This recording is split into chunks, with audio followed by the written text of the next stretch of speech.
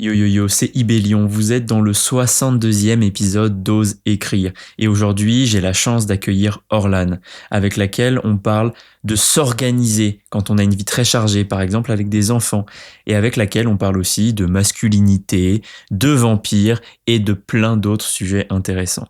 Je vous laisse avec ça, je vous souhaite une très bonne écoute et je vous dis à très vite. Moi, c'est Sam, Ibellion de mon nom de plume. Je suis écrivain, coach et j'accompagne celles et ceux qui veulent renouer avec leur rêve d'écriture. T'écoutes un podcast dont l'intention est simple, te donner inspiration, outils, motivation, discipline, bref, tout ce qui peut te permettre d'oser écrire. En gros, c'est un peu dans le titre quoi, ose écrire. T'écris toujours avec les enfants, t'y arrives quand même? Non. Enfin, généralement, quand ils sont dans la pièce avec moi, Ouais, ça c'est compliqué. franchement, ouais. Après, tu vois, la plus grande, elle a 7 ans, elle est cool, donc oui. Mais le petit qui a 2 ans et demi et qui est clairement démoniaque, c'est pas possible. Ah non, c'est toute une autre. C'est limite la vie parallèle, tu vois. Ouais, ok, ouais, je comprends. Voilà. Et en vrai, ça m'intéresse comme sujet parce que c'est entre guillemets facile pour moi, tu vois, qui n'ai pas d'enfant. Ouais. Euh, et je suis toujours assez impressionné de voir les gens qui en ont justement réussir à, Ouais. à maintenir. Alors peut-être pas les routines parce que forcément c'est peut-être parfois un peu compliqué. Enfin, tu me raconteras comment Là, tu fonctionnes, tu vois. ouais. Mais au moins l'amour de l'écriture, j'ai l'impression que certains arrivent quand même à se dire, à se connecter à ça, tu vois. Ah bah, de toute façon, ouais, enfin, en fait, c'est parce que tu peux pas faire sans, quoi. En Ouais. fait. Tu vois, si t'es, enfin, moi, en tout cas, si j'ai pas un projet en cours ou si j'écris pas, ça va absolument pas. Donc, tu vois, c'est limite ça, c'était même là avant les enfants. Et du Ouais. coup, j'ai organisé la vie, tu vois, un peu autour, en fait, en partie, tu vois. Ouais, ok. Ouais. Et du coup, en ce moment, comment tu arrives à articuler les deux pour Euh, peut-être pas avoir de... enfin, j'imagine que parfois c'est peut-être un peu frustrant, mais peut-être oui. pas d'avoir que de la frustration. Bah, en fait, moi, ce que j'ai fait, enfin, aussi, je pouvais me le permettre, quoi, c'est que j'ai repris le travail, mais à 80%. Ah ouais, Donc, ça ça c'est fait, cool. voilà. Et comme j'ai des horaires décalés, puisque je travaille en bibliothèque, le lundi, je suis seule. Tous les lundis, je suis seule. Je n'ai ni mec ni gosse. Donc déjà, en fait, généralement, dès le lundi matin, je dépose ma fille et ensuite je me pose quelque part, généralement dans un café, parce que si je suis chez moi, bon, eh ben on voit la multitude de choses qu'il faut faire. Et en règle générale, le lundi, ouais, je passe beaucoup de temps, en tout cas, enfin beaucoup de temps, oui, si quand même, pour écrire à ce moment-là. Et un autre moment, parfois, je travaille pas un jeudi sur deux. Donc en fait, c'est pareil. Et il y a Hmm. longtemps maintenant, malheureusement, je peux plus le faire, mais j'écrivais beaucoup dans les transports.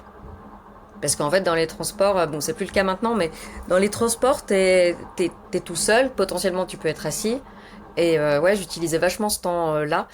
Et sinon, bah, en fait, c'est vraiment, tu sais, une sorte d'entraînement. Parce que avant, enfin, moi, quand j'avais commencé, comme j'écrivais depuis, bah, en fait, enfin, franchement, depuis toute petite, quoi. Ma Hmm. grand-mère a gardé des reliques, quoi. Mais avant, quand je me mettais dans... Enfin, fallait me mettre tout dans un... Comment ça? Un état d'esprit particulier pour réussir à écrire. Limite, j'écrivais plus le soir ou en fin de journée avec un petit verre voilà, pour me lancer, quoi.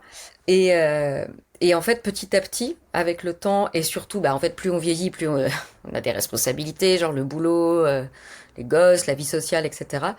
Plus petit à petit, en fait, j'ai essayé de professionnaliser la chose, c'est-à-dire un peu comme disait Stephen King, bah en fait, il faut écrire tous les jours. Bon, lui, il écrit je sais pas combien de milliers de signes, je ne sais pas comment il fait, mais en fait, tous les jours. Et plus tu le fais tous les jours, plus en fait ça devient facile, c'est-à-dire que tu peux avoir une petite démotive de te dire ah mais là si je me pose je vais peut-être m'endormir ou là je préférerais mater une série ou même bouquiner. Mais en fait dès que tu passes ce petit moment-là, ensuite tu re-rentres dedans. Mais c'est vraiment parce que tu écris, enfin c'est une sorte de rigueur aussi quoi. De se dire tous les jours tu trouves un moment. Bon, des fois tu peux pas, genre moi le week-end quand c'est quasi impossible, mais et maintenant j'ai réussi aussi même parfois, c'est pas souvent mais parfois, à m'y remettre le soir, une fois que les enfants ils sont couchés. Alors après, voilà, je travaille pas les mêmes choses, c'est-à-dire que le soir, soit j'écris une scène que j'ai vraiment très bien dans ma tête, comme ça je sais que ça va à peu près couler tout seul, soit je fais plutôt des petits travaux je relis, je retouche un petit passage. Voilà, ça dépend de l'état de fatigue en fait. Hmm. C'est passionnant. Ah, t'as dit vraiment beaucoup de choses intéressantes. Je vais essayer de pas trop me perdre T'inquiète. dans tout ce que j'ai envie de te partager. Déjà, je trouve que euh, c'est assez beau entre guillemets la rationalité que tu as réussi à mettre Mm, dans l'écriture, qui je sens du coup est quand même très a toujours été un rêve ou en tout cas toujours ancré en toi mm, depuis petite. ouais, Et effectivement d'arriver à un moment à passer ce cap de dire ouais bah en fait à un moment il faut que j'agisse de manière cohérente mm, avec ce que j'ai envie de faire. ouais, Ça c'est vraiment une étape qui est je saurais pas dire si elle est facile ou difficile. En tout cas, il y a un moment où tu la passes. Il ouais, y a des gens qui ont la chance d'être connectés tout de suite ouais, à cet amour de l'écriture et mm, à ce besoin. Et moi, un peu comme toi, j'ai eu besoin à un moment de se dire, c'est marrant parce que j'utilise vraiment ce mot-là aussi, c'est-à-dire de professionnaliser, ouais, pas au sens que ça devienne une contrainte, mais au sens de dire, bon, prends ton rêve au sérieux, ouais, c'est plutôt, je ça. dirais. Oui, c'est ça. Et ça, c'est vraiment beau. Et puis, il y a autre chose qui est hyper intéressant dans ce que tu dis, c'est tout le côté euh, connaître aussi comment tu fonctionnes, tu Mm, vois. Alors, le cadre, l'environnement, les routines peuvent un petit ouais, peu changer. ouais, Mais tu vois, là, de dire, bon, là, je reste pas à la maison parce que sinon, c'est bah sûr oui, qu'il y a un milliard de trucs à faire. ouais, Ça, c'est bien aussi. Et, euh, ouais. et franchement, c'est hyper inspirant. Je trouve que Ben, la démarche que tu as faite, je sais pas si elle est consciente ou elle a été inconsciente, mais en tout cas, non, elle a été quand même consciente parce que, en fait, euh, enfin, quand Milarca est sorti la première fois, déjà, j'étais trop étonnée que ça. Bref, je me disais, ah, punaise, truc de fou. Et en fait, après, j'ai vite, enfin, vite, non. J'ai fait quand même une pause. Et après, j'avais un projet que je voulais écrire, qui pour le moment, on n'a toujours pas trouvé d'éditeur, mais en tout cas, c'est un peu mon mastodonte, quoi. Un, peut-être, enfin, un projet, voilà, qui est beaucoup plus complexe, beaucoup plus costaud, et je veux dire plein de choses dedans. Et du coup, en fait, ce projet-là me tenait vraiment à cœur et j'avais surtout besoin. En fait, il fallait que je l'écrive. Enfin, il fallait que ça sorte, quoi. Je pouvais pas juste le garder et je pouvais pas le mettre de côté. Donc, j'y ai travaillé pendant presque 4 ans. Et en fait, c'est à ce moment-là où les routines se sont mises en place parce que, bah, en 4 ans, il se passe plein de trucs. En fait, tu passes de la vie, enfin, c'était un peu mon cas, d'étudiante, où t'es juste à deux dans ton appart, tout ça, à, bah, t'es plus étudiante, tu bosses. Donc maintenant, bon, t'es voilà, t'es moins dispo, enfin, sachant que moi j'ai quasiment passé tous mes cours, mais enfin, du collège jusqu'à être jusqu'en en fac, où généralement j'écoutais le cours quand même, mais j'écrivais en même temps. Enfin maintenant, enfin, ça a toujours été un bon moyen pour moi de me concentrer en fait, de faire deux choses à la fois. Et après, bah, c'est vrai que quand tu te mets à bosser, bah, t'es quand même un petit peu plus surveillé. Et donc, tu es obligé, en fait, de t'imposer des routines parce qu'il faut que ce truc, en fait, s'il sort pas, ça va pas. Et c'est vrai que moi, bon, après, il y a eu les enfants, etc. La vie à Paris, donc voilà, un mode de vie un peu particulier. Et c'est là où, comme je te disais, en fait, les transports, mine de rien, alors oui, la plupart des gens vont te dire c'est un enfer, et c'est vrai. Mais moi, je sais que pendant au moins 1 an et demi, 2 ans, je travaillais loin de la maison, fallait que je prenne les transports. Et en fait, pour pas péter un câble aussi le matin, c'était mon lieu d'écriture. Et même si je travaillais que genre 20 ou 30 minutes, parce que le temps de s'asseoir, que machin, que bref, et ben en fait, je me suis rendu compte aussi que ça me reboostait pour la journée. C'est-à-dire que j'ai un peu inversé les choses de me dire, bon, une fois que tu as, je sais pas, cleané la maison, t'as fait ton taf, t'as bossé, bah, ta récompense, c'est de t'y mettre pour écrire, sauf qu'en fait, en règle générale, t'es rincé, enfin, hmm. soit une fatigue physique, soit la fatigue psychologique de la fin de journée. Et en fait, en faisant l'inverse, c'est-à-dire en me disant le matin, j'écris, en fait, ça me dynamise pour la journée. Donc, effectivement, après, c'est des trucs que quand tu vieillis, tu commences un peu à te connaître aussi, quoi. Enfin, Hmm. Ouais, carrément. voilà, quoi. Ça, c'est incroyable parce qu'il y a il y a quelques similitudes. Moi, je suis un peu comme toi. À un Ouais, moment, je me suis dit, ouais, le soir, c'est aucune énergie, comme tu dis. bah Et ouais, du coup, et c'est hyper intéressant parce que, tu vois, en coaching, on parle toujours de recadrage sur des croyances qu'on peut avoir. ouais. Et typiquement, moi, j'étais persuadé qu'il fallait écrire le soir. Et en Mm. fait, à un moment, tu te dis, attends, mais en fait, j'y pense toute la journée en me disant, ah, il faut que j'écrive ce soir, il faut que j'écrive Ouais, ce soir, c'est un enfer. bah oui, Bah, fais-le le matin. Et en ouais. fait, là, d'un coup, tu fais, putain, Bah ouais. c'est vachement plus simple. C'est Bah ouais, vachement plus simple. c'est plus simple parce qu'en fait, bon, déjà le matin, mine de rien, t'es censé avoir vaguement dormi. Enfin, ça dépend. Ouais. Et, euh, et ouais, mais en fait, après, tu vois, c'est un peu comme si je me disais, bon, on va dire le truc super important pour moi, en tout cas de la journée, il est fait. Je dis pas que Mhm. je sais pas, si j'écris quelques pages, c'est peut-être pas les meilleures pages du bouquin, mais de toute façon, je m'en fiche. Je vais y revenir, je vais y retravailler. Et après, bon, le truc qu'il faut pas dire, mais c'est pas complètement. Tous les auteurs que je connais, on est un peu pareil. Bon, au boulot, il y a un moment, c'est un peu calme. Voilà. Enfin, Ouais. J'ai- Je sais voilà. pas s'il y a prescription là où j'étais avant, mais oui, il y a des moments. Moi, c'était la pause de midi et deux, tu vois. Ouais, Il y a certains qui allaient au café. Bah, moi, je prenais. ouais, Tu prends 10, 15, 20 minutes ouais. pour te vider Bah un ouais, peu ouais, ce que c'est tu ça. peux avoir en tête. Ouais. Ouais, Mais ouais. c'est ça qui est hyper intéressant, en fait. C'est toujours de composer. Tu vois, comme tu dis, les impératifs, bon, bah, Mm. t'as des enfants, tu peux pas faire autrement que t'en occuper. Ah ben non. Donc, ça, il faut l'accepter et Mm. construire autour de ça. Et je dis pas que c'est facile, Non. évidemment, mais c'est en tout cas, tu vois, c'est hyper intéressant que tu partages ça parce que moi, quand je le dis, ça a presque aucune valeur, tu vois. Mais quand j'entends des mamans le partager, et t'es pas la seule, et c'est ça qui est, moi, je trouve hyper inspirant. Bah, Et ouais, vas-y, pardon. enfin, après, tu vois, comme je te disais, c'est en fait, si on le fait, c'est pas pour, comment dire, tu vois, et se dire, oh putain, je suis vraiment une meuf au top, quoi, je suis trop organisée, j'arrive à tout faire et tout. Alors, des fois, tu peux y penser, et puis en fait, au bout d'un moment, bah, il y a tout qui lâche, et tu fais une sorte de burn-out, et t'as plus rien qui marche. Ouais. Mais moi, c'est vraiment, en fait, parce que c'était une question que je me posais beaucoup, en me disant, bon, déjà, je voulais pas d'enfant, en fait, à la base, puis Hmm. j'ai pas, un jour, du jour au lendemain, c'est venu, Euh, et, euh, et en fait, je me disais toujours, et encore maintenant, si on me disait, qu'est-ce que tu choisis entre l'écriture et tes enfants? Bon, avant d'avoir des enfants, je me disais, bah, tu sais, bah, je choisirais l'écriture, les gosses, je peux ne pas en avoir. Bon, maintenant que j'ai Hmm. des gosses, évidemment, c'est différent. Mais en fait, c'est vraiment parce que si je n'ai pas ça, alors parfois c'est difficile, notamment pour ma famille, parce qu'on est très différents, de comprendre ça, que dans la journée, si je veux être une mère à peu près potable, si je veux être enfin, même au travail, en fait, et même aussi dans les relations sociales, c'est-à-dire que aller à une soirée avec des potes, et ben, moi j'aime bien me dire que j'ai écrit avant. Ouais. Euh, et au sein de, enfin, quand tu fais des vacances en famille, etc., j'ai vraiment besoin d'avoir tous les jours un moment où je m'isole. Et c'est pas que je m'isole pour faire parce que je fais la gueule ou que je m'ennuie. C'est que j'en ai vraiment besoin. Et je peux pas, sinon après, enfin, il y a une sorte de frustration, une sorte d'agacement et même une sorte d'angoisse parce que tu vois, quand t'écris, parce que, alors là, c'est la première, enfin, on va y revenir, je pense, mais là, tu vois, c'est la première fois que j'écris un bouquin où je sais, enfin, j'ai signé le contrat, tu vois. Et c'est complètement différent. Donc en plus, tu as ce stress-là. Et, Hmm. et c'est juste qu'en fait, t'en as vraiment besoin de cette activité. Donc effectivement, en fait, t'essayes d'organiser ta vie autour. T'essaies, évidemment, parce que bon, tu peux très bien te dire, bah là, pendant qu'il y en a un qui dort, je vais écrire. Bon, si tu as décidé de pas dormir, de toute façon, tu n'y arriveras pas. Tu vois. Voilà, c'est vraiment, tu composes avec, quoi. Hmm. Et avant de partir sur les livres que tu Ouais. as pu écrire et que tu vas écrire, ce besoin-là d'écrire pour te sentir Mm. toi, entre Ouais. guillemets, tu l'as toujours eu? Et si oui, à quel moment enfin, c'est quoi le déclic Mm. qui te fait dire en fait, je peux vraiment pas en passer et à partir Ouais. de maintenant, je le mets en priorité? Ben en fait, ça arrivait assez tôt parce que tu vois, quand j'étais vraiment toute petite, mais toute petite, hein, j'ai retrouvé des trucs, de la grande poésie, hein, j'avais 8 ans. Voilà. Bon, petite, t'as aussi. Enfin, moi déjà, je m'ennuyais beaucoup quand j'étais petite parce Hmm. que j'étais toute seule pendant longtemps. Donc, je m'ennuyais énormément. Donc, dès que j'ai su lire, déjà, ça bouffé d'oxygène.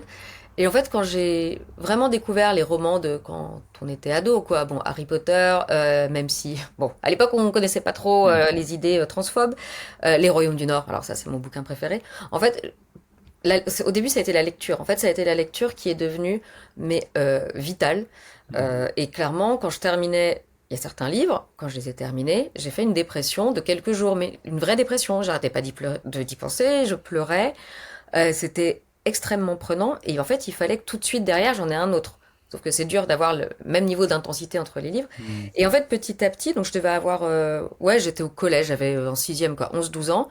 Euh, je commençais un peu à arriver au bout parce que, encore une fois, la littérature jeunesse et la littérature de l'imaginaire étaient pas aussi développées que maintenant. On avait un Hmm. tout petit rayon Cultura de La Rochelle où j'habitais, un tout petit. Et au bout d'un moment, en fait, je retrouvais plus trop ce que j'avais envie de lire. Et je me suis dit, bah, je vais écrire le livre que j'aimerais lire. Et en Hmm. fait, c'est là où ça a commencé. Donc j'avais 11 12 ans. Donc en plus, bon, moi j'étais en sixième. Alors j'avais des copains, des copines qui mettaient des soutifs et qui se roulaient des pelles et qui fumaient des clopes. Moi j'attendais toujours et honnêtement c'est resté très longtemps. J'ai attendu longtemps la lettre pour Poudlard Hmm. et même en sixième jusqu'en cinquième, quatrième avec des amis on était persuadés qu'on avait des pouvoirs magiques. Enfin alors que voilà et en fait quand j'ai écrit ce premier roman entre guillemets. Oui si c'était un premier roman et en fait ça m'a permis déjà de tenir le coup pendant le collège. Alors, j'étais Hmm. pas une gamine harcelée ou quoi que ce soit, hein, mais juste de tenir le coup. Et en fait, tous les soirs, pour le coup, dès que je rentrais, je terminais mes devoirs et je m'y mettais et c'était le truc qui me faisait le plus kiffer de la journée, quoi. Et c'est resté comme ça vraiment très très très longtemps. J'ai toujours gardé ce roman là. Et ouais, c'était fou en fait. Et puis à partir de là, après, j'ai plus du tout pu m'en passer. Et pendant adolescence, donc genre 16-17 ans, là, c'était un peu différent parce que j'avais un groupe d'amis, on était le groupe de goths, voilà, un peu torturés, enfin, bref. Donc effectivement, après, j'étais un peu occupée par autre chose, on va dire, mais je continuais d'écrire quand même, des formats plus petits, des nouvelles, des choses comme ça, mais je continuais d'écrire. Et une fois à la fac, bah, j'ai pu reprendre de manière vraiment intense, enfin intense, ouais quand même.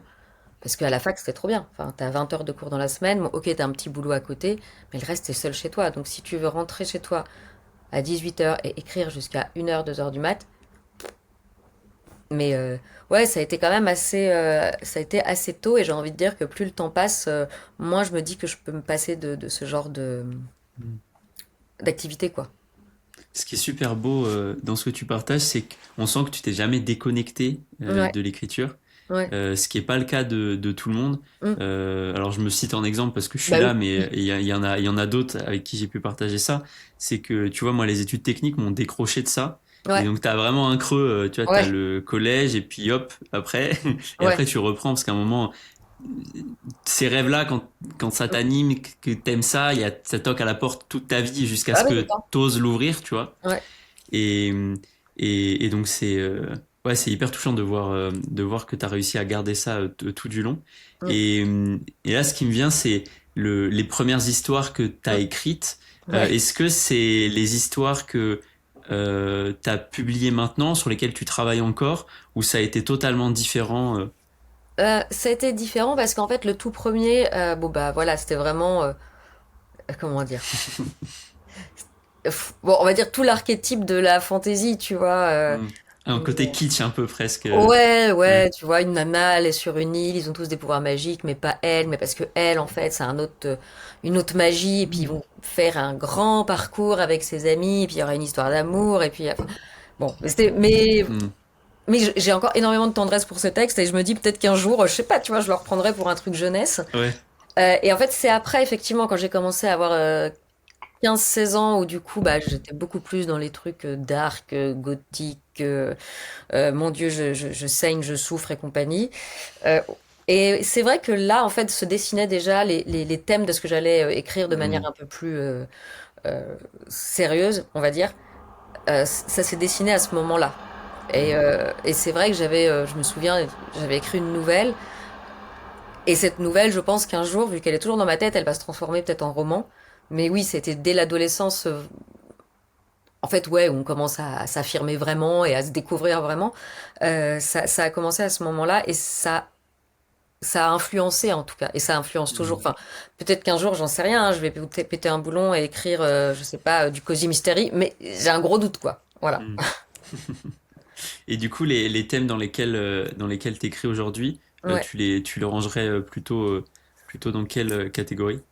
Bah, mm, en fait, alors c'est entre guillemets compliqué. Non, c'est pas compliqué, mais déjà, moi, enfin, je suis plus à l'aise et je travaille plus sur le genre vraiment fantastique. C'est-à-dire, il y a quand même un Ok, ancrage dans le réel ouais. et quelque chose, en fait, vient rompre ce réel. Donc, le fantastique, c'est vraiment ce qui me enfin, ouais, je sais pas comment expliquer. C'est plus facile pour moi. Enfin, disons qu'en fait, les histoires me viennent souvent sur c'est notre monde actuel et il se passe quelque chose un peu comme moi qui attendais ma lettre de Poudlard, quoi, on va dire. Ouais, ok. Et mais c'est vrai qu'après, en termes de thème, ben oui, je suis quand même pas mal dans l'horreur. Hmm. Euh, alors le gothique évidemment, mais parce que gothique au sens du roman gothique anglais que j'ai beaucoup étudié, lu, et du coup ça m'a forcément influencé. Et puis par une esthétique aussi ben, sombre. Bon. Mm. Mais ouais, oui, je dirais ça, enfin, fantastique, horreur. Et en règle générale, je sais pas pourquoi j'arrive pas à faire autrement. Euh, j'ai beaucoup de personnages queer et ça me vient. Enfin, je me dis pas, ah tiens, je vais écrire une histoire. Alors il y a deux Mm. personnages. Ah bah, allez, on va les faire lesbiennes parce que c'est sympa. En fait, c'est que les personnages, souvent, ça vient de d'eux, l'idée du bouquin. Mm. Et puis bon, bah, le fait est que généralement, voilà, il y a cette ambiguïté-là. Et un autre genre que, bon, voilà, il y en a un que pour un de mes bouquins, je suis toujours en recherche d'éditeur, bah, le mastodonte dont je parlais, mais je pense Le que je le mastodonte. retravaille, où là, on est sur du post-apo, et c'est vrai que le post-apo, j'ai pas encore pu vraiment travailler, ou éditer sur du post-apo, mais c'est aussi quelque chose qui me plaît beaucoup, et que je trouve que, bon, c'est un genre qui est extrêmement intéressant, parce que tu peux évidemment dire plein de trucs. Mais Mm. ouais, c'est sûr qu'en tout cas, c'est assez sombre et j'avoue que de manière générale, euh, j'ai- bon, mes histoires, elles se terminent pas. Bon, on va pas spoiler, hein, mais c'est pas super joyeux à la fin, en tout cas. Mm. Ouais, je comprends. Et en même temps, parfois, je trouve que même dans les histoires un peu qui peuvent, en tout cas en substance, finir mal, Mm. il y a assez souvent des messages d'espoir, je trouve. Ouais, Alors ouais. c'est peut-être mon âme torturée de Non, non, t'as philosophe, tu raison. vois, mais je trouve que parfois, t'arrives toujours à en tirer un truc Ouais. positif. Je sais pas si, Si, si. si... Mais en fait, t'as raison, mais c'est pour ça, tu vois, quand je parle d'histoire qui se termine mal, c'est-à-dire que, en tout cas, le personnage au début n'a pas atteint son but Hmm, de la manière à laquelle il ouais. s'attend, enfin, il voulait l'atteindre, mais ça va être d'une autre manière et ce sera peut-être un peu moins pire que sa situation du début, Hmm, mais c'est pas ce à quoi il aspirait complètement. hmm, Et effectivement, après, laisser une sorte de petite faille où le lecteur, bah, peut s'imaginer ce qu'il veut sur le après. Et ça, mine de rien, je pense que, enfin là, j'y avais jamais pensé, mais c'est en parlant comme ça, j'y pense. Moi, mon trauma, les Royaumes du Nord, par exemple, donc où à la fin, c'est quand même enfin, tu reçois ça, t'as 12 ans, je vous dis, enfin vraiment, moi j'ai pleuré pendant 3 jours, et j'avais réécrit la fin. Euh, hmm. Parce que en fait, j'arrêtais pas d'y penser. Et du coup, parfois, enfin, je me faisais des sessions où pendant, je sais pas, 20 minutes, une demi-heure, j'imaginais bah, qu'en fait, non, ça se termine pas complètement comme ça. Ils arrivent au bout d'un moment à se retrouver. Enfin, et je pense qu'en fait, ça m'a tellement marqué quand j'étais plus jeune que, en tout cas, bah, dans Milarca, c'est un peu ça, et dans celui que je suis en train d'écrire, c'est un peu pareil. Et ouais, je pense que c'est aussi hérité de ce qu'on lit, quoi. Complètement. Et Ouais. c'est hyper, tu vois, c'est tout de suite, moi, ça m'a fait tilt quand t'as raconté l'histoire donc du personnage qui atteint pas tout à fait ce Ouais, qu'il veut. Moi, tout de suite derrière, il y a un truc qui s'allume, tu vois. Et moi, je trouve justement que ça, c'est plein d'espoir. ouais, Au sens de, tu vois, c'est bien de rêver, c'est bien mm, d'avoir l'ambition d'atteindre des choses. Et ouais, c'est aussi extrêmement important d'accepter que, bah, en fait, ce rêve, l'objectif en soi, tu sais pas si tu vas mm, l'atteindre ou pas et que c'est dans le chemin que tu vas peut-être découvrir un ouais, truc c'est qui ça. fait que Ouais, et quelque part tu vois de d'accepter la désillusion du rêve tout mm, en s'autorisant à rêver ouais, quelque part c'est ça qui fait que t'es vraiment dans une démarche mm, de découvrir toi quoi ouais, et je prends conscience de ça de plus en plus parce que mm, moi je suis en train de vivre mon rêve j'accompagne des gens à faire la même chose et tu te rends bien compte qu'en fait il y a des trucs que tu penses qui n'arriveront pas bien sûr. mais c'est en fait je sais pas c'est comme si tu te disais pas c'est pas que tu sais que ça va pas arriver c'est tu Mm, dis on sait jamais on va avancer dans cette direction oui, et on verra le chemin que je vais prendre ouais, et là où ça me fait arriver ouais, et en plus c'est hyper intéressant même d'un point de vue de construction des personnages t'as quand même tout ce triptyque toujours où on dit il y a ce que le personnage veut en façade et puis ce que derrière en fait dont il a besoin ouais, bien sûr, par ouais. rapport à ce qu'il peut porter etc Mm, et ça rejoint tout à fait ça aussi en termes de structure ouais, et ouais, ouais. ouais, ouais, non, Et mais alors, c'est vrai que c'est quelque chose. Ouais, je suis assez d'accord parce que voilà, tu te dis, bon, bah, c'est pas ultra cadré à la fin, c'est pas même ce que le lecteur peut-être aurait aimé pour le personnage, ouais, mais il y a une voilà, troisième voie, quoi. Et c'est ça, tu fais comme tu peux. c'est ça. Et puis Ouais. tu vois l'aspect aussi où toi ensuite par exemple tu vas réécrire une fin, Ouais. c'est-à-dire que l'auteur a laissé suffisamment d'espace Oui, au lecteur pour aussi se Ouais, faire soit sa frustration, soit son truc. Et ça, c'est quand bah même ouais. aussi hyper cool. Ouais. Ouais. Ouais, ouais. Bah, c'est vrai que moi, en tout cas, enfin, les projets sur lesquels je suis en ce moment, ouais, ils ont tous une fin un peu comme ça, quoi. Mais je vais pas en dire plus parce qu'après, je vais Ouais, spoiler. bah ouais, non, non, non, bien sûr. Et j'ai une dernière question. Ouais. Le style gothique anglais, je crois que t'as Ouais. évoqué. Est-ce que tu peux décrire un peu ce que c'est? Parce que moi, j'avoue que je connais pas trop ce genre-là. Bah, en fait, de manière très très simple, parce que en fait, le gothique anglais, le roman gothique anglais, c'est vraiment, tu vois, dans les archétypes, ça va être le château slash manoir un peu isolé, une héroïne qui est assez au début ingénue et pure, Hmm. et qui en fait se retrouve souvent donc dans un lieu isolé, et il y a des choses étranges qui se passent, et ensuite elle est traquée. Bah, en fait, c'est un peu toutes ces histoires qu'on peut voir même dans des films. Voilà, elle est dans cette maison, il y a quelque chose d'étrange, elle se sent traquée et en même temps, elle connaît pas beaucoup de la vie puisque c'est une jeune femme pure et un peu naïve. Et au bout d'un moment, bon, on se rend compte qu'il y a un monstre, que ce soit un spectre, un vampire ou quoi que ce soit. Et pour le coup, il y a souvent, ben, forcément, le mari ou le père ou le frère, enfin en tout cas un personnage Hmm. masculin, qui vient à sa rescousse puisque bah, c'est une pauvre femme qui est un petit peu fragile, quoi, on va dire. Ok. Et, euh, et voilà, dans le gothique anglais, il y a plein de trucs super parce que il y a des ambiances, il y a des atmosphères. Et là où c'est le plus intéressant, c'est quand en fait cette partie-là de la jeune fille Hmm. très très prude, et ben ou les personnages, enfin, je veux dire dans Dracula par exemple, Jonathan Harker et Mina.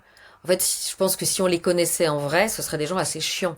Parce que tous les deux, ils sont un petit peu fleurs bleues, ils sont très purs, ils suivent les règles, ils vont pas dévier, etc. Mais bon, quand ils rencontrent un mec comme Dracula, bah Jonathan, il se dit, est-ce que je suis complètement hétéro? Enfin, j'exagère, hein, bien sûr, parce que pas à l'époque, mais est-ce que je suis complètement hétéro? Parce que bon, le coup avec plusieurs femmes vampires, c'était quand même sympa. Et puis voilà, cet personnage un peu étrange. Et puis bon, bah Mina, quand enfin, c'est différent dans le livre que dans le film, mais voilà, je trouve en fait, moi j'aime le gothique pour bien sûr l'atmosphère, l'ambiance, puis c'est un peu les premiers bouquins, on va dire fantastiques, qui peut arriver, même s'il y a toute une partie de cette littérature-là où en fait, euh, tu penses, on est quasiment sûr que c'est du surnaturel, et à la fin en fait, tu te rends compte que non, que c'est une sorte, un Hmm. peu comme dans Scooby-Doo quoi. C'est Ouais.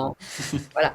Et moi, là, dans cette thématique-là, j'aime bien parce que tu as pareil, tu as des biais, en fait, pour détourner un peu le genre, et notamment, bah, sur la vision des femmes, quoi, qui sont toujours un petit peu, Hmm. enfin, un peu passives, quoi. Ouais. Ouais. Hmm. Et si elles sont pas passives, c'est que c'est des prédatrices,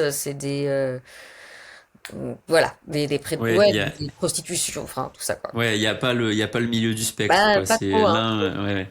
Pas trop Ok. l'impression, ouais. Et ça, c'est un genre que justement tu t'es réapproprié dans le premier que t'as écrit, c'est Milarca, Ouais, c'est ça, si c'est ouais, pas de c'est ça. bêtises? Ouais. Ouais. Bah ouais, complètement, parce que en fait, c'était le sujet de mon mémoire. Euh, et puis en fait, j'ai découvert ce texte via, via les autres recherches que je faisais pour le mémoire. Et ouais, c'est ça en fait qui m'a mis dedans. Et au début, en fait, je savais pas trop ce que j'allais faire dans le côté, ah, je vais le raconter du point de vue de la vampire. Alors, est-ce que du coup, je vais sur, c'est pas vrai, en fait, elle était absolument pas vampire. Après, je me dis, ah non, c'est dommage quand même, parce que bon, je peux pas trop me passer du fantastique. Et après, plus comment dire, je faisais des recherches, donc toujours pour en fait, à bout d'un moment, c'était bien parce que les recherches que je faisais pour mon mémoire me servaient pour mon bouquin en cours, donc ça, c'était super cool. Et je me suis rendu compte qu'en fait, tu avais plein de thématiques que tu pouvais aborder, et notamment, bah, surtout sur cette idée de la femme qui, plus elle assume sa différence, ses pulsions, ses envies, plus elle est aussi, elle se détache en fait des hommes et de la bonne société, plus elle fait peur. Et dans l'Angleterre victorienne, c'était un vrai truc en fait. Ils avaient vraiment la trouille que si les femmes en fait commençaient un peu à faire ce qu'elles veulent, donc bah, pas tomber enceinte, pas forcément se marier, euh, et puis bah dire bah en fait non, ça c'est pas mon kiff, quoi. Et ben peut-être qu'en fait l'humanité allait désévoluer. Et c'est un truc dont ils avaient de la Mhm. trouille. Et avant-hier, je regardais un documentaire sur les sorcières sur Arte, un hasard qui est passé par là. Et en fait, c'était le même délire, quoi. C'est que t'avais Mhm. souvent des femmes laissées par les marins et donc qui étaient toutes seules en communauté de femmes. Et évidemment, ça tournait. Enfin, je veux dire, c'est comme pendant la guerre, quoi. Oui, bah, le monde tournait sans les mecs. Et c'est Mhm. là où, en fait, on a commencé à envoyer des gars pour dire, mais en fait, non, vous êtes des sorcières.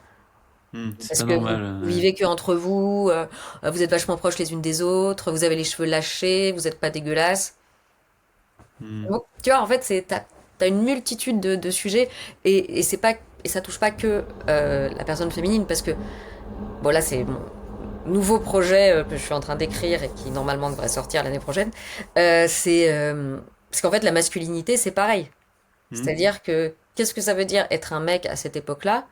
Et alors, tous les traumas qu'il peut y avoir derrière, c'est enfin, c'est un boulevard, quoi, tu vois. Mhm. Ah bah, c'est tous les enjeux de la déconstruction qu'on peut Ouais, connaître actuellement, hein. Et ouais, de toute façon, on voit bien que même, même quand on prend conscience des schémas, etc., c'est pas évident de mm, changer du jour au lendemain son comportement. ouais, Et ça vient d'un processus qui bah, prend son temps forcément. Mais c'est ouais, pour ça que c'est aussi important d'en continuellement en parler, mm, de se répéter, etc., etc. ouais, Et puis de le faire passer. J'ai la sensation, tu me diras ouais, si c'est ça, mais de le faire aussi passer par, bah, par l'imaginaire quelque mm, part.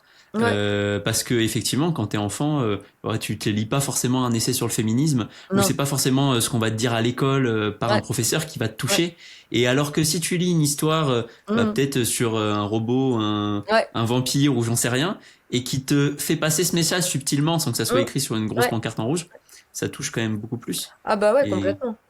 Ouais, et ça, c'est des thématiques, du coup, je sens qui sont importantes pour toi et ouais, euh, qui font partie des intentions que tu as envie de ouais, véhiculer ouais, avec tes romans aussi. ouais, ouais, ouais. Et Mm. puis, enfin, et puis encore, en fait, voilà, je sais pas, je me dis, tiens, je vais écrire un roman, comme je disais tout à l'heure, un roman queer, c'est pas ça, mais c'est qu'en fait, vraiment, Mm. ça vient naturellement. Et autour de personnages, ben oui, alors le vampire, des fois, j'essaye de m'en débarrasser, mais c'est pareil, il revient tout le temps. Mais parce que, enfin, pour moi, voilà, c'est un personnage qui est tellement riche et qui en plus évolue de toute manière avec notre société. Il change de visage au fur et à mesure. Et, euh, et en fait, il revient très souvent parce que je trouve que pour questionner euh, bah, la place de ceux qui sont différents, en tout cas, Mm. dans, dans la masse, dans la société, qui ont peut-être des envies différentes, qui ont des manières de vivre différentes, bah oui, c'est vrai que je trouve que le vampire, il est quand même vachement bien pour tout ça. Mm. Et évidemment, c'est pas moi qui l'invente, hein, je veux dire, quand tu lis des essais sur le travail d'Anne Rice et plein d'autres. Enfin, bon, Anne Rice, parce que voilà, on va dire que tout le monde la connaît, le vampire est l'outsider, quoi. Et du coup, dans les années 80-90, eh ben, ça devient un personnage avec une sexualité ambiguë. Louis et Lestat, bon, voilà, il n'y a pas énormément d'ambiguïté, mais en fait, il représente, par exemple, bah voilà, dans les années 80-90, peut-être la population gay qui, en plus, à cette époque-là, bah, il y a le sida. euh, Mm. et pour moi, voilà, il y a toujours ce truc qui évolue en même temps que la société. Nous, là, on a eu Twilight il y a quelques années, avec tout ce côté d'avoir envie de relations amoureuses, mais alors très pures, très chastes. Et en même temps, tu as vraiment envie que ça aille plus loin. Et donc, ça Mm. disait aussi quelque chose de ce lectorat-là à cet instant. Et je pense que là, c'est encore peut-être un peu récent, mais avec ce qu'on a vécu avec le Covid, tu vois, ça va peut-être aussi donner quelque chose d'autre. Et le Covid, bon, ça commence à faire, mais peut-être qu'il faut encore qu'on attende un petit peu. Et ça va, je pense que voilà, ça va donner un autre visage à ce vampire-là. Et puis, et ça continuera d'évoluer en fait. Et même Mm. dans l'adaptation qu'ils ont fait des Chroniques des vampires de d'Anne Rice, ça commence, c'est pendant le confinement. Ce qui est extrêmement pratique parce que comme ça, on peut comprendre pourquoi le journaliste, il est là, il est bloqué, il peut pas sortir. Et pour le vampire, c'est top puisque t'as pas besoin de sortir, quoi. Enfin, et on se débrouille, on t'amène la bouffe direct, tu vois. Et Ouais. voilà, ça commence. Il y a déjà quelque chose qui est en train de se faire, quoi. Mm. Ah, c'est intéressant, tu vois, j'avais jamais trop, enfin, effectivement, les grands archétypes comme ça Ouais, ce sont sont réadaptés au fil Mm. de ce qu'on peut vivre en tant Ouais, que population au sens large. ouais, ouais. Et c'est hyper intéressant. Tu vois, j'avais jamais Bah, pensé c'est à un ça. truc ouais, sur lequel je réfléchis. Et puis, bah, pareil, tu vois, dans l'adaptation d'Anne Rice, alors on n'aime pas, mais tu vois, le journaliste, je sais plus comment il s'appelle, enfin, qui avait fait la première interview avec un vampire qui refait Mm, l'interview, donc 30 ans après, il est malade. On sait pas mm, trop si c'est un Parkinson ou un cancer, mais il est malade. Et du coup, je me dis, bah, c'est pareil, tu vois, dans nos sociétés où, bon, bah, un des grandes maladies, c'est le cancer, potentiellement, parce qu'on est dans un environnement qui n'est pas sain. On a un mode de mm. vie qui n'est plus sain. Enfin, je suis pas une militante écologiste, mais bon. Et du coup, pareil, qu'est-ce que ça va faire cette présence du vampire qui se nourrit de sang, qui est immortel, qui normalement n'est pas censé vieillir ni vraiment souffrir, et ben en face de notre population qui, mine de rien, vieillit de plus en plus, fait de moins en moins de gosses, et où on est quand même, enfin, je sais pas toi, mais moi je connais peu de personnes qui n'ont aucune pathologie chronique ou que ce soit un asthme, un diabète, un truc, enfin, donc voilà, je sais pas, tu vois, Mm. comment ça va, mais ouais, moi je pressens un peu des choses là-dedans et je pense que en arrière-fond, tu vois, je laisse travailler ça, quoi. Ouais, c'est hyper intéressant. C'est ça m'a activé euh, mon cerveau. Je réfléchis. Ah bah vas-y, Euh, réfléchis, réfléchis. Attends, tu vois, je reviens dans 2 secondes, il faut que je charge l'ordinateur. Je vais vas-y, prendre le chargeur. J'arrive. comme, il n'y a pas de problème. Comme ça, je réfléchis Comme ça, je réfléchis. en direct. Euh, alors, qu'est-ce que m'inspire le vampire? Si, Ouais, c'est ça. je suis prête. Je pense que tu m'entends toujours. Ouais, ouais, je t'entends, je t'entends. Euh, moi, le vampire euh, m'a toujours. J'ai jamais été extrêmement, euh, euh, je dirais, proche Ouais, de la littérature fantastique, par exemple du vampire. ouais. Néanmoins, il m'a toujours assez fasciné Hmm, et un peu dérangé. Et ouais, j'ai mis très longtemps à comprendre pourquoi. Et en fait, là, en le disant, tu vois, j'ai une espèce de prise de conscience sur un autre truc, ouais, qui est justement le rapport à l'immortalité que tu as eu. ouais. Et je pense qu'en fait, c'est ce côté-là qui m'a dérangé. Hmm. Parce qu'il y a quelque chose dans l'immortalité que d'ailleurs certains de nos jours Ouais, cherchent, ouais, bien sûr. Ouais, qui me dérange profondément parce que pour moi, c'est une dissonance complète avec ce qu'est un être humain.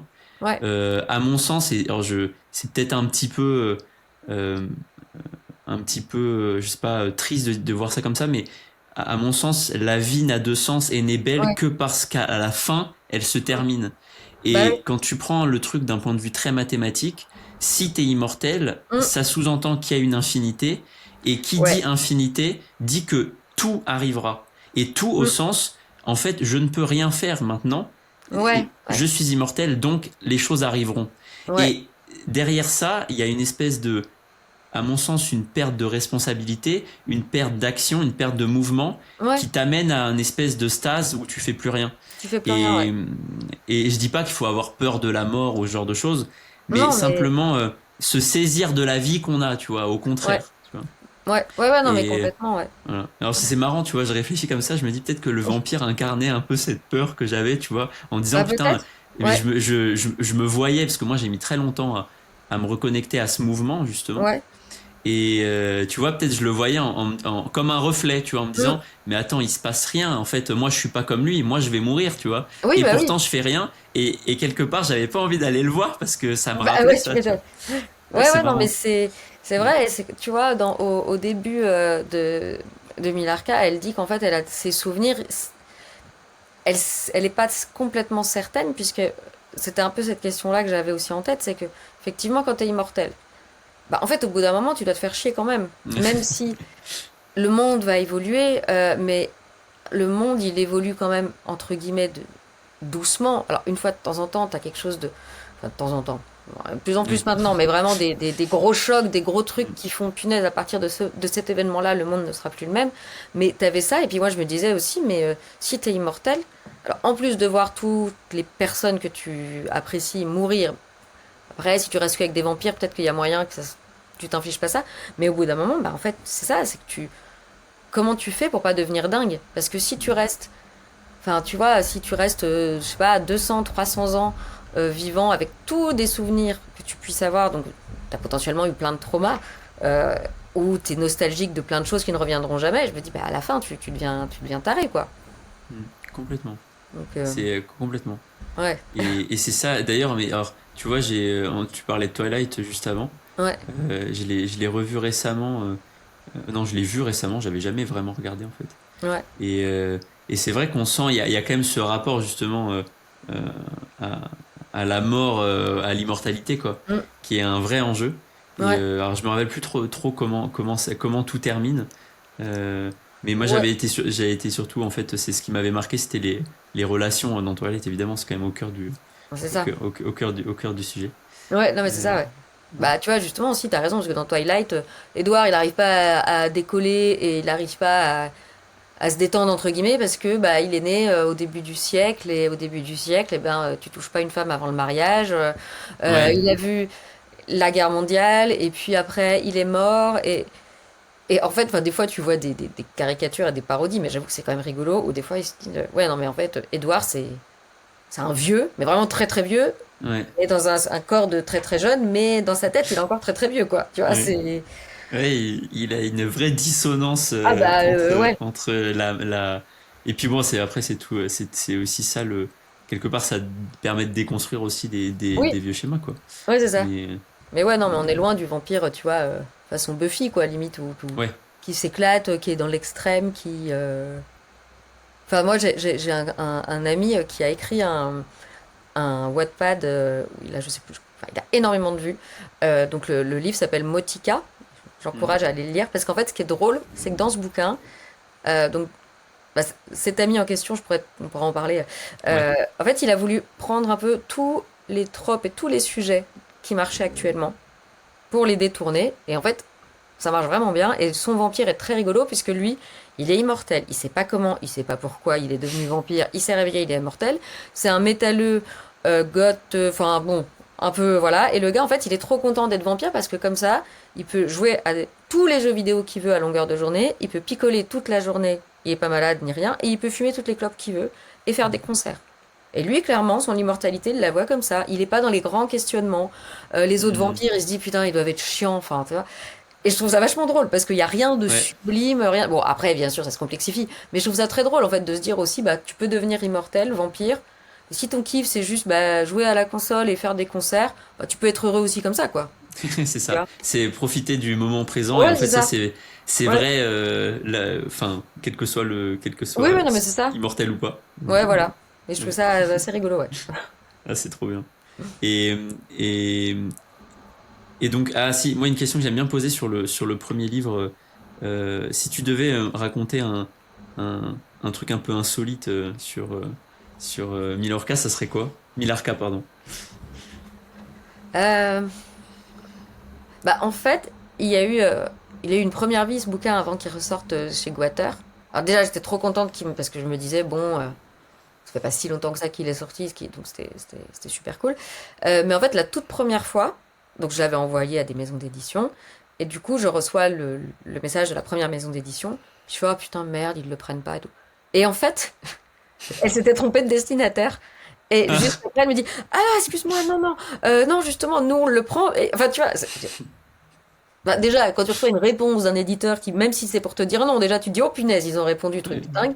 Et en fait, il y a eu un, voilà, et c'était assez rigolo. Et là, sur enfin, l'édition, en tout cas chez Guatter, le truc qui est. Moi, je trouve ça assez beau finalement. C'est que, en fait, donc, Saul Pandelakis qui a écrit chez eux la séquence Hartman, qui est super bien. Mhm. En fait, sa sœur, qui s'appelle Leslie, est mon amie d'enfance depuis qu'on a genre 6 7 ans. Et on s'est Oh. rencontrés dans un bled où il y avait 300 habitants. Et le hasard a fait que, bah, du coup, je publie mon premier bouquin dans la même maison d'édition que Saul, et c'est Leslie qui a fait la couverture de Milarca. Oh, c'est Ça, je trouve ça magnifique. trop bien parce que, enfin, on se serait connus à Paris, j'ai envie de te dire pourquoi pas, tu vois, il y a Ouais. plein de. Mais là, un village de 300 habitants en Franche-Comté, quoi. Donc, Putain, je trouve j'adore. ça trop cool. Ouais, J'adore les petites synchronicités comme c'est fou, ça. hein. Je trouve que ça donne je trouve que ça donne une saveur toute particulière Ouais, au roman quand t'as ouais, ces petits, ces petits easter eggs entre guillemets, Ouais, tu c'est vois. ça. Tu dis, en fait, tu tiens un objet qui est bien plus que le livre qu'il est, tu vois. Et Ouais, pour dedans, moi, ouais. il porte plein de choses et Ouais, c'est ça qui est trop cool. ouais, non, c'est assez marrant, quoi. Et celui alors du coup, j'ai bien compris. Donc, le premier, il y a le mastodonte qui lui est en cours d'analyse, on va dire. Ouais, oui, et puis je pense qu'on Et peut le reprendre ouais. de A à Z. Et après, t'en as un troisième Ouais, qui lui est une sorte de commande, c'est ça? pas une Pas une commande, mais en commande? fait, bah, voilà, j'en discutais sur un salon, j'en ai parlé un peu donc avec mon éditeur qui me dit, ah, ben moi le sujet m'intéresse, et Hmm, j'étais genre, ah bon? Donc il me dit, ouais, le sujet m'intéresse, donc ce qu'on disait avec des copains auteurs, le pitcher signé, tu vois, donc c'était incroyable, j'étais tellement incroyable. avec un stress. Au début, j'étais genre, pendant des semaines, j'étais en mode genre, oh putain, c'est trop bien. Et après, j'ai commencé à paniquer. Celui-ci, enfin, c'est un peu, alors, c'est à la fois très différent et en même temps un peu la même formule Hmm, que Milarka. Enfin, pas tout à fait, en fait. Enfin, c'est vraiment, on va dire, la version plus masculine. Et ce hmm, dont je te parlais tout à l'heure sur euh, les dégâts, entre guillemets, de l'Angleterre victorienne, tout ça, mais même encore maintenant, avec des héroïnes féminines un peu naïves qu'il faut sauver, bah là, en fait, je m'intéresse un peu à qu'est-ce qui fait que dans une société, quand tu assommes les hommes avec une quantité comment on appelle ça, enfin, d'exigences sont parfois même contradictoires, et ben en fait, c'est un peu comme ça que tu fabriques tes propres monstres, tu vois, c'est-à-dire que ouais. Hmm, euh, enfin, à force de dire à un gars qu'il faut qu'il soit costaud, balèze, qu'il ne regrette rien, qu'il n'ait pas peur, qu'il ne connaisse pas la douleur, et puis que de toute hmm, façon, les nanas, bah, c'est pour lui. Donc en fait, peu importe qu'elles veulent pas, machin. Mais en fait, après, tu transformes bah, des tueurs en série, par exemple, tu vois, ou des hmm. mecs qui vont devenir complètement tarés et extrêmement violents. Enfin, tu vois, il y a quand même il doit y en avoir des femmes, comment dire, qui pètent des plombs et qui tuent des gens. Mais bon, la plupart des tueurs en série, c'est quand même des hommes. euh, et je pense que alors, je fais pas partie de ces gens qui sont fascinés par les tueurs en série, mais bon, des fois j'écoute un peu des trucs. Et en fait, il y a souvent une explication à la fois, bon, si, mais j'ai envie de dire, tout le monde ne vient pas un tueur en série parce qu'il a été abandonné par son père et ultra couvé par sa mère. Alors, Bien heureusement, sûr. sinon on serait pas là. Mais tu vois pourquoi chez eux ça switch et en fait il y a le côté psy mais il y a aussi un côté des règles en fait de la société de ce qu'on attend d'eux qui sont pas capables ou ils veulent pas le faire mais ils s'obligent à le faire et ça brille et du coup voilà ce bouquin là vraiment on va dire que la thématique de fond c'est celle-ci évidemment avec du fantastique et avec des vampires. Euh, mais voilà, c'est encore. J'ai terminé la rédaction, mais là je suis en train de le retravailler. Et ouais, c'est des thématiques qui me viennent. Enfin, alors là pour le coup, celle-ci pareil, c'est venu comme ça quoi. C'est venu genre. Grave. En vrai, Et enfin, voilà. t'as parlé, t'avais fait un mémoire. Ouais. Par curiosité, tu l'as fait sur quoi? Alors, c'était il y a longtemps, hein. C'était la représentation du fantastique sur les scènes de théâtre et dans le texte du 19e siècle à aujourd'hui.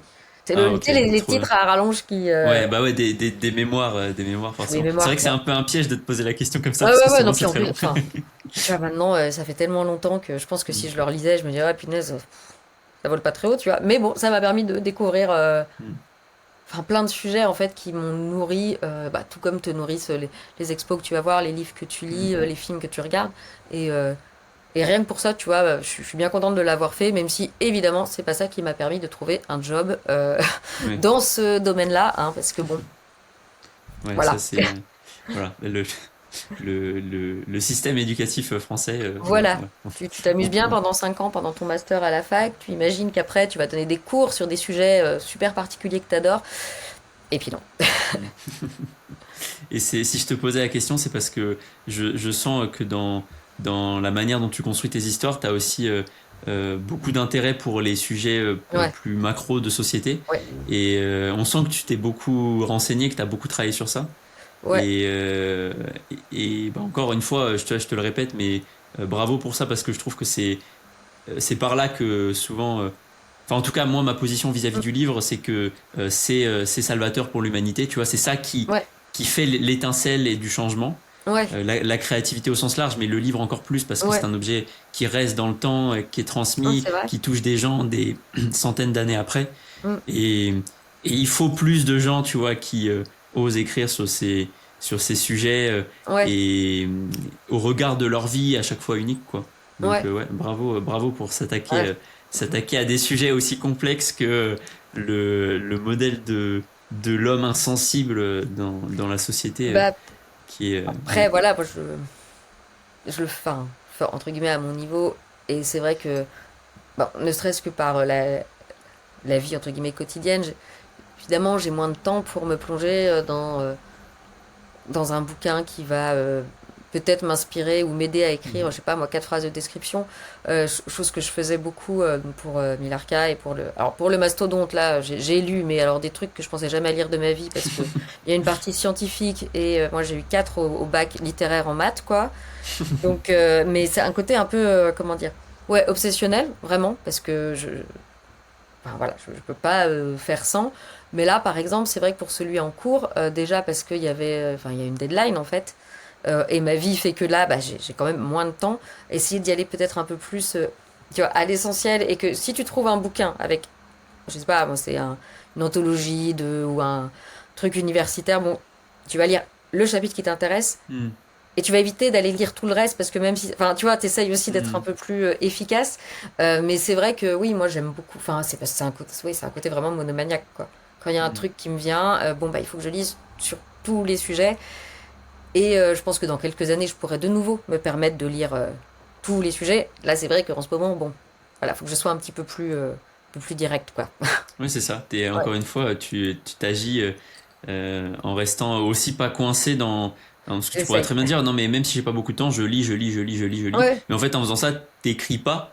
Et oui, quelque part, à la bah fin, oui, c'est quoi que t'as envie de faire? C'est d'écrire. Donc, hop, on commence par, on bah remet c'est les ça. choses dans le bon ordre et hop. Ouais.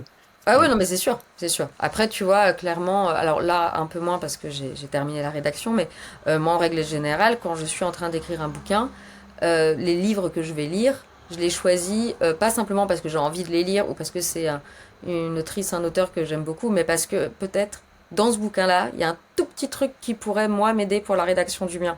Et mm, du coup, mes choix de lecture, en fait, ils sont vraiment dictés par ça. Et les moments où j'ai terminé d'écrire et où du coup j'ai une petite pause à ce niveau-là, euh, bon, du coup je vais plus m'autoriser à lire des mm, trucs qui n'ont rien à voir.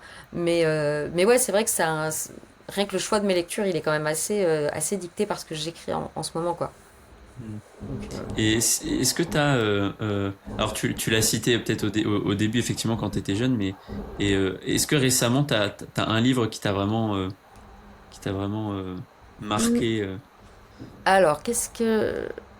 Ah, alors, j'en ai lu un, donc pareil, c'est... Oh, quoique, si, il y a un micro-lien.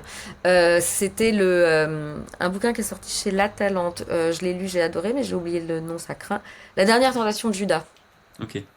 Euh, donc une sorte de... Bah ouais, parce que forcément ça me parle, mais une sorte de réécriture un peu de ce qui s'est passé entre Jésus et Judas. Ils Hmm. n'étaient pas juste potes, quoi, ni disciples. Ouais. Et en même temps, ça se passe de nos jours. J'ai énormément aimé ce livre parce qu'il y avait un côté... bien sûr, ça déconstruisait plein de choses. Il y avait ce côté donc que moi j'aime beaucoup. Tu redonnes la parole à des personnages qui ne l'ont en fait jamais eu J'ai jamais pour eu. Hmm. comprendre qu'est-ce qui s'est passé. Bon, en plus, évidemment, histoire d'amour, euh, enfin, histoire d'amour entre deux hommes, bon, voilà. Hmm. Et en fait, t'as un côté dans ce bouquin qui est à la fois très drôle, parce qu'il y a des moments vraiment marrants, et des côtés aussi qui sont beaucoup plus graves. Et en fait, je trouve que le mélange est vraiment sympa, et que malgré tout ça, tu ressens en fait le côté dramatique de cette histoire d'amour, qui est compliquée évidemment, mais ça te détruit pas non plus. Enfin, tu vois, je trouve qu'il y a un mélange de plein de choses qui font que, franchement, c'est... Ouais, j'ai vraiment aimé lire ce bouquin. Et il y en a un que j'ai lu, mais c'était l'année dernière, et que j'ai beaucoup aimé. Alors, pour le coup, vraiment plus littérature jeunesse, mais moi, je travaille en littérature jeunesse, donc Hmm. j'aime toujours ça. Ça s'appelle Millepertuis, La sorcière sans nombril. Hmm. Je crois Non. qu'il a eu un prix l'année dernière au SLPJ. Et le deuxième tome doit sortir, et lui, vraiment, enfin, pour ceux justement qui ont été bercés sur Royaume du Nord, Harry Potter, tous ces bouquins, les bouquins de Christelle Dabos, etc. Je pense que il y a une bonne nostalgie et ça fait du bien d'y retourner. Franchement, c'est sympa. Ma pile à lire s'allonge de jour en Ah jour. ouais, voilà, et la mienne. Voilà. Et pour conclure, qu'est-ce que tu aurais envie de rajouter peut-être sur soit Milarka qui est déjà sorti, soit sur celui qui va sortir, sans toi libre. Qu'est-ce que...